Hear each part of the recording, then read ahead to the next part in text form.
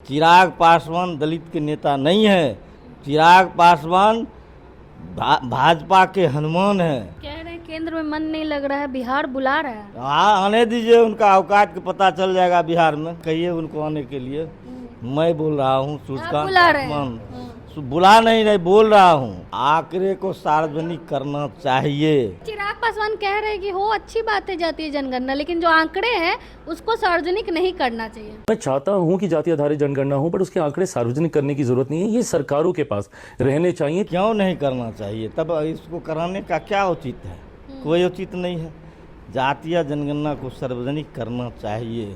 इससे गरीबों के हित में जो सरकार के द्वारा कल्याणकारी योजनाएं चलाई जा रही है, जातीय जनगणना से हम समझते हैं गरीबों का उद्धार होगा, गरीब तक ये योजना पहुंचेगा। महागठबंधन की तीसरी बैठक हो चुकी है, क्या कुछ रणनीति बनी? इन्हीं सब मुद्दों पे बातचीत करने के लिए हमारे साथ सीपीआई के विधायक हैं सूर्यकांत पासवान जी। सर, बहुत बहुत स्वागत है आपका। चलिए, आपका भी स्वागत है।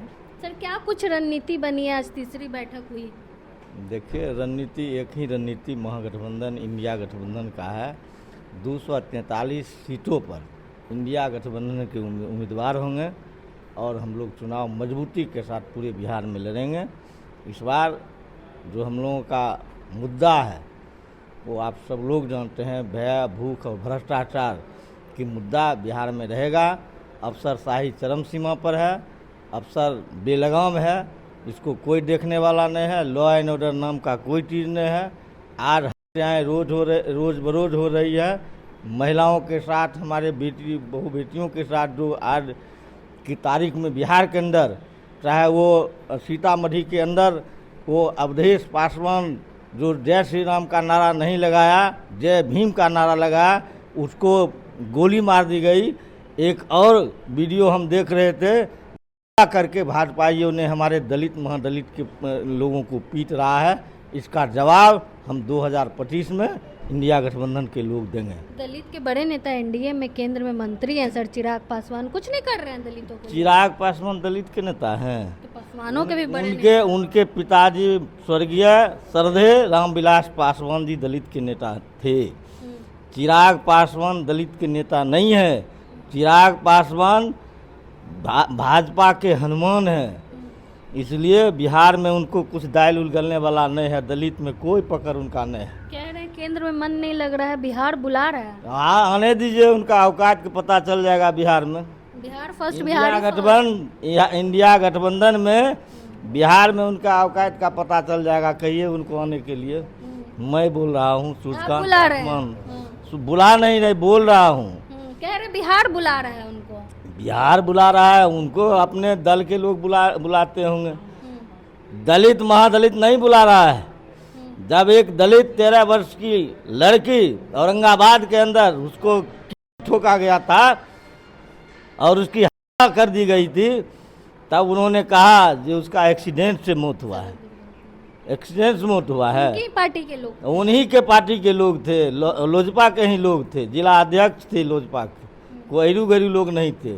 उसका जब न्याय नहीं हो सकता है, तब दूसरे किसको न्याय मिलेगा? दलितों पे अत्याचार हो रहा है, लेकिन चिराग पासवान चुप हैं। एक शब्द भी देखते हैं, बोलते हैं।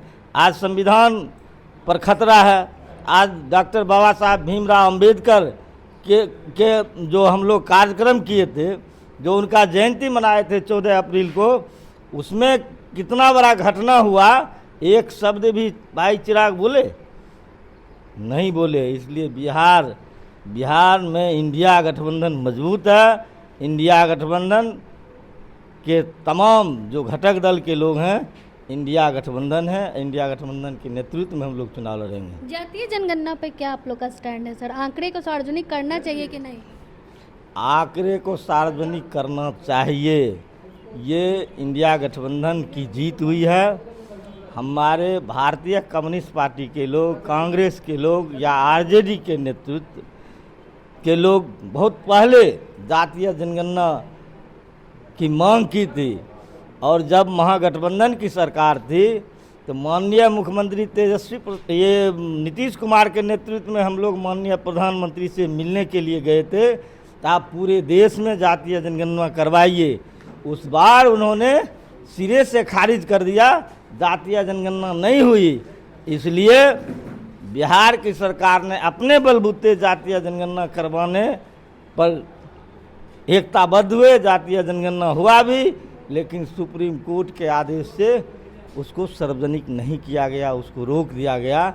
हमको लगता है माननीय प्रधानमंत्री जी ने घोषणा किया है, ये तो अभी तक टीवी पर नहीं आया है। माननीय प्रधानमंत्री आज तक तो नहीं डिबेट में गए हैं, ना उनका बड़े नेता अमित शाह जी कभी टीवी पर आए हैं हम जातीय जनगणना करवा रहे हैं। ये तो मीडिया के भाइयों का न्यूज़ है, तो हम समझते हैं सद्बुद्धि माननीय प्रधानमंत्री जी को दिया है। चिराग पासवान कह रहे हैं कि हो अच्छी बात है जातीय जनगणना, लेकिन जो आंकड़े हैं उसको सार्वजनिक नहीं करना चाहिए। क्यों नहीं करना चाहिए? तब इसको कराने का क्या औचित्य है? कोई औचित्य नहीं है। जातीय जनगणना को सार्वजनिक करना चाहिए। इससे गरीबों के हित में जो सरकार के द्वारा कल्याणकारी योजनाएं चलाई जा रही है, जातीय जनगणना से हम समझते हैं गरीबों का उद्धार होगा, गरीब तक ये योजना पहुंचेगा। लेकिन चिराग नहीं चाहते गरीबों का उद्धार हो। क्यों नहीं हो। चिराग जी क्यों नहीं चाहते हैं? अब चिराग जी समझेंगे। आप लोग की पार्टी चाहती है कि हो और हम लोग चाहते हैं जातीय जनगणना हो, आंकड़ा सार्वजनिक हो। चलिए, बहुत बहुत धन्यवाद। हमारे साथ सीपीआई विधायक सूर्यकांत पासवान जी थे। जाति आधारित जनगणना को लेकर हमने इनसे बातचीत की और महागठबंधन की तीसरी बैठक में क्या कुछ रणनीति बनी, इनको लेकर भी हमने इनसे बातचीत की। बाकी अब अपनी राय कमेंट बॉक्स में जरूर दें। धन्यवाद।